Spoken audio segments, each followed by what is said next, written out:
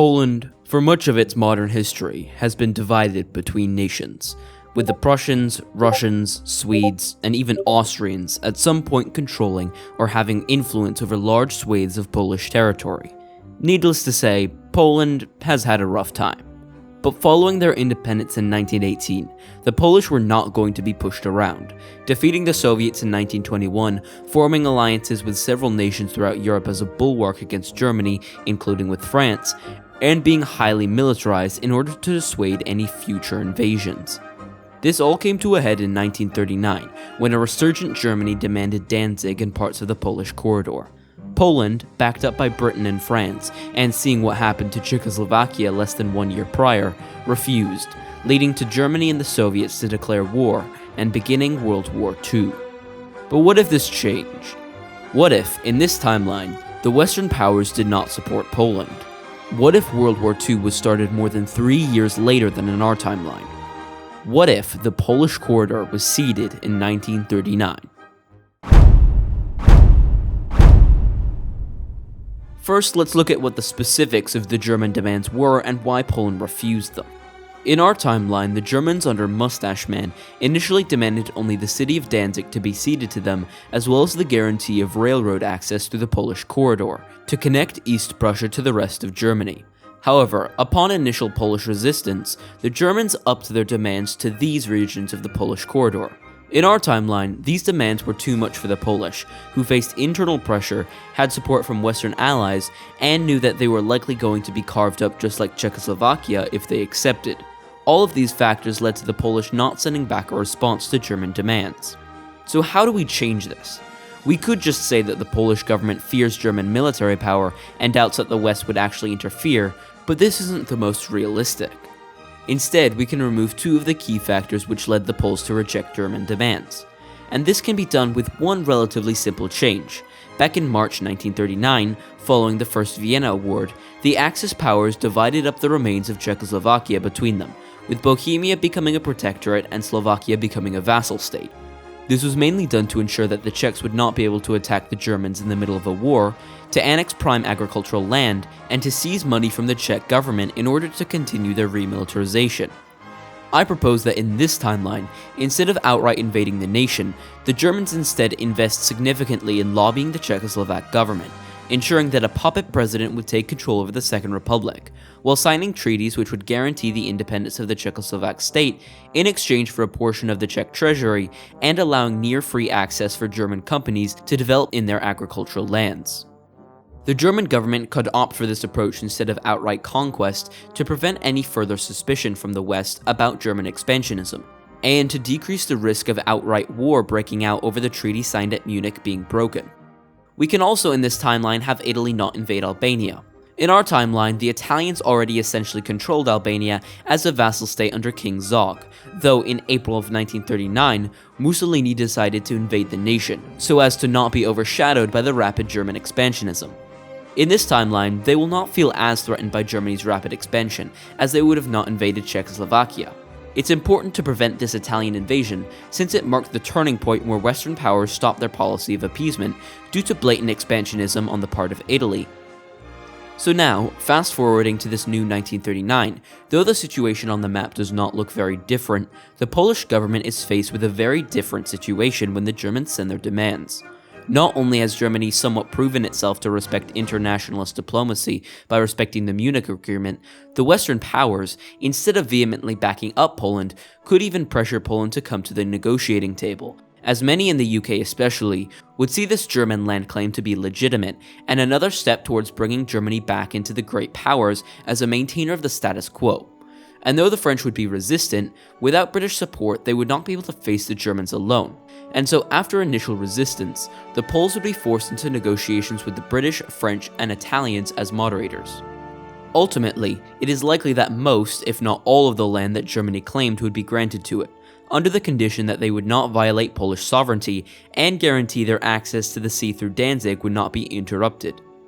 A few months after this treaty is signed, however, a popular revolt breaks out across Poland, angry at the current government's apparent weakness in foreign policy, re-establishing the republic in place of the autocratic dictatorship that had previously ruled it.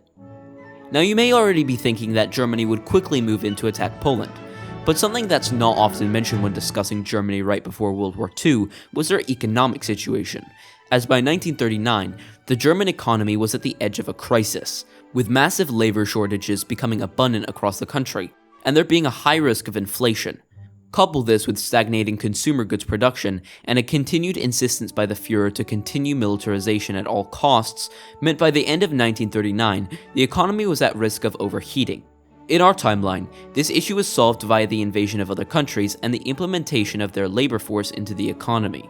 However, in this timeline, due to a lack of war and less Czechoslovak gold reserves at their disposal, the economy early into 1940 would undergo a crisis. This crisis would likely force Germany to invest significantly into consumer goods once again, and scale back on remilitarization. By late 1940 to early 1941, however, the German economy would have finally stabilized and military growth would return, though at a significantly reduced level. During this time, the Soviet Union would still undergo its expansionist foreign policy. Starting with the outbreak of the Winter War in November of 1939, the Soviets would still win the same territory off of Finland as in our timeline, though the Allies, in this timeline not distracted by Germany, would send significant resources to Finland in order to prevent a Soviet conquest, meaning this war could take up to a year instead of the 3 months that it did in our timeline. Following this, they would pressure the Romanians to cede Bessarabia to them, though not without much international resistance, triggering the Soviets to leave the League of Nations. During late 1941, the Germans would finally feel ready to commit to an overtly aggressive action, as during a period of internal division within Poland, with the government floundering in response to a socialist revolt, German troops would march into the nation to keep the peace, crushing the revolt before entering the capital of Warsaw and disbanding the Polish parliament. In its stead, they would place a fascist sympathizer in charge of the nation, officially turning Poland into a German vassal state, while also annexing all territories lost in World War I. This would spark outrage in the West, but the event had occurred so quickly and Poland was so isolated that any action would be unable to liberate Poland without a full-scale push into Germany proper. Germany itself would begin to bolster its sphere, preparing for a war against the Soviet Union, aligning Hungary, Lithuania, and Romania to its side. Italy, Germany's initial ally, would begin to slowly sway away from the German sphere, seeing Germany as becoming too dominant and as a risk to their own claims in the Balkan with their connection to Hungary and Romania, though their alliance would not formally break. In 1942, the Soviets would continue its trail of expansion by invading Estonia and Latvia. They would not, however, expect for the Germans to move to support the Baltic states, as by this point the Germans would have been waiting for an opportunity to strike east, cascading into a war between the Comintern and the Axis, though Italy, stating that it would be unable to wage war until 1943, would not join the conflict. By now, this is a very different conflict between the Germans and the Soviets than the one seen in our timeline. Germany would have an extra 3 years to build up their economy and military without the casualties and equipment lost from 2 years of war. This extra time may also enable the Germans to fully achieve autarky, as hoped by many in the Nazi high command would be possible before the outbreak of war. In our timeline, the Germans had managed to significantly limit their imports. However, by the outbreak of war in 1939, they still imported around a third of necessary raw materials for their economy to function. However, with an extra 3 years of economic reform and access to raw materials from Hungary, Poland, and Romania, I find it highly likely that the German state could achieve autarky. Though the Soviets are theoretically in a better position as well, having around an extra 7 months to build up their military, their extra power would be nowhere near as large as Germany's. In addition, the Soviets would have lost around 3 times the amount of men in Finland as in our timeline, meaning the Soviets would have less initial troops on the front. The Soviets would initially begin the advance, though it would be only a matter of days before the Germans are able to stabilize the front and even begin a counterpush. Seeing the Germans beginning to advance, the Finns would join the war as well to reclaim their lost lands and more. Over the course of 1942, the Germans would begin to push deep into Soviet territory, focusing first on securing Ukraine and beginning a push to Moscow. By April of 1943, this is how far the Germans would have pushed, with the Soviet army crumbling under the force of an empowered German army. Sorry to interrupt the video, but since I hit 4K subscribers, I'm contractually obligated by YouTube to do that annoying thing content creators do. Did you know that almost 90% of my viewers are unsubscribed? To keep up to date with all the crazy videos I have planned, please make sure to subscribe. Also, PS, I have a Discord, the link to which should be in the description of this video. Back to your regularly scheduled programming. Over in Asia, Japan would be heavily affected by the lack of a German invasion of France, as Japan is never able to outright seize Indochina. However, this is actually a blessing in disguise for Japan, as the Western powers and the USA would not impose sanctions on the nation, allowing for Japan to continue its campaign into China without the worry of running out of resources. This also means that Japan is unlikely to invade south into the Western colonies and would focus on pacifying China, and so by the 1940s, Japan would have made more progress into China than they did in our timeline. However, the Japanese army, which has been relatively underdeveloped in favor of the navy, would struggle in pacifying the numerous and highly insurrectionary Chinese population, with them also failing to make rapid progress deeper into China. This, coupled with increasing Western support for China, results in the Japanese offensive beginning to stall by mid-1943. In Europe, however, a new storm would be brewing, as Italy, forming an alliance with the Bulgarians, would trigger an invasion of Yugoslavia following the rejection of their demands. This invasion would take everyone by shock, including the Germans, which would not have been told of this plan prior. The Western Allies, fearing now that the Axis would dominate Europe if they didn't intervene immediately, would honor their guarantees of the nation, declaring war on the Italians and Bulgarians. Germany would be forced to support the Italians, as they knew that they would be next on the chopping block if the Italians were to fall, officially joining the wars together.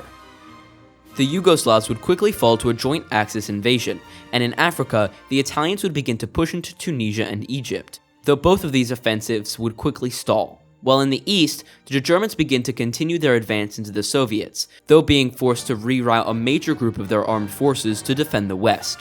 By the beginning of 1944, the Germans would have achieved major successes in the east, capturing Leningrad and nearly being at the gates of Moscow, while Italy in the west would have their fortunes reversed in Africa, being pushed out of Tunisia and Egypt and retreating deeper into Libya. By now, the Germans would have finally amassed a strong enough force in the west and would invade the Benelux, pushing through, though not replicating the same fast successes that they had in our timeline, as both Britain and France would have had significantly more time to remilitarize and prepare for future war. In addition, Italy would declare war on Greece with support of German troops in order to satisfy further Italian claims and to prevent any ability for the Allies to establish a southern front. This wouldn't even be the worst news for the Allies though, as by September, following the collapse of Stalingrad and Moscow, the Soviet Union would have completely collapsed, with the remains of the Soviet government retreating beyond the Urals. The British would quickly move into the Caucasus front in order to prevent the Germans from securing the oil in Azerbaijan. Unfortunately, by the time they reach the front, the war is nearly over, as the Germans have punched through into northern France and Greece has nearly fallen entirely. Though the war would not be over very quickly due to the German effort to re-establish control over the east, the Western powers would eventually crumble, and following a German occupation of Paris, the Allied powers, seeing no possibility for success, would sign an armistice. Over in the east, various Reichskommissariats would be established, including a Ukrainian state which would take over the ethnically Ukrainian territories from Poland, and a Caucasian puppet state, while Crimea is taken directly by Germany as an important naval base. German allies such as Romania and Finland would also have their territory expanded. The remainder of the European Soviet Union would be reorganized under the Reichskommissariat Moscovite. Moving south to the Balkans, Yugoslavia and Greece are divided between the Axis similarly to our timeline, with Italy gaining slightly more territory due to performing better in the war. Speaking of Italy, they would have their claimed territories of Savoy, Nice, and Corsica from France, while also expanding their African empire into British Somaliland, Djibouti, and Tunisia. As for German claims, the Germans would treat the West relatively leniently, especially Britain, as Hitler believed that the two states could still be allies and thus did not want to damage the empire that much. He thought the opposite of France, however, as he would annex Alsace-Lorraine and Luxembourg directly, also annexing France's major iron-producing province, ensuring that they would not have the resources to rebuild their military to oppose the Germans, while establishing Reichskommissariats in Belgium and the Netherlands. Finally, they would force France to demilitarize much of its west. Over the following years, the rest of the minor states of Europe would have been integrated into the German system, whether willingly or by force. The Nazi Party would now have control over most of the continent, leading Europe down a dark future. Over in Asia, Following the fall of the Soviets, the Japanese would have seized some of the Soviet East, and would then march into the now undefended Mongolia. This temporary success would not save the Japanese though, as they would slowly be pushed back by the Chinese United Front, until by mid-1946, when they would be completely pushed out of continental Asia, and would be forced to sue for peace, with both sides taking millions more losses than in our timeline. In the peace deal, the Japanese would be forced to return Manchuria back to the KMT, while liberating Korea under Chinese protection. In exchange, they would not be expected to pay any war reparations, and would keep some territories which they took from the Soviets, including Sakhalin. Over the remainder of the 40s and 50s, the KMT would focus on eradicating the communists, which would be far simpler in this timeline due to the CCP not having their base of power in Manchuria, which was granted to them by the Soviets. Sometime in the 1950s, the KMT under Chiang Kai-shek would manage to fully unify the nation after significant efforts to curb the power of the warlords was accomplished. Moving into the 1960s, we would see China begin to undergo efforts to modernize the nation, though this would occur nowhere near the pace seen under the CCP in our timeline. And while China is under the control of Chiang Kai-shek, their ability to develop as a nation may be heavily hindered. For Japan, this massive failure to defeat China, which ostensibly didn't have any other nation supporting it militarily, would be a massive embarrassment, which could lead to widespread political discontent and revolts. The end result of the revolution which would come from this is difficult to predict, as they could lead Japan into anything from a liberal democracy to a communist dictatorship. Overall, this world is headed down a dark path, as Europe is consumed by fascism, and in the Americas, the US stands as the main bastion of democracy. As the world progresses into the 1950s, proxy conflicts to influence Asia become far more common, and with the discovery of nuclear technology by both the US and Germany, the world is entering a very cold war. But that's all for this episode, and I hope you enjoyed this video. Make sure to like, comment, and subscribe to see more crazy videos. Comment down below any suggestions you have for future video topics. On screen now is a video which YouTube thinks you'll like. Stay crazy!